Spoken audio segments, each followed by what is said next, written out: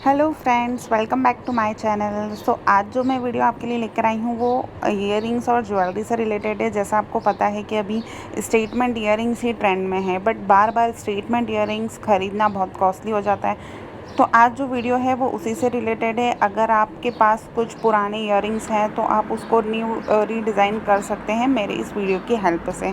अगर आपको ये वीडियो अच्छा लगता है तो आप मेरे चैनल को ज़रूर सब्सक्राइब कीजिएगा, क्योंकि मैं इस वीडियो का नेक्स्ट पार्ट भी बहुत जल्दी ही यहाँ पर शेयर करने वाली हूँ और इसी तरह के और भी वीडियोज़ आपको यहाँ पर देखने के लिए मिल सकते हैं। तो चलिए स्टार्ट करते हैं।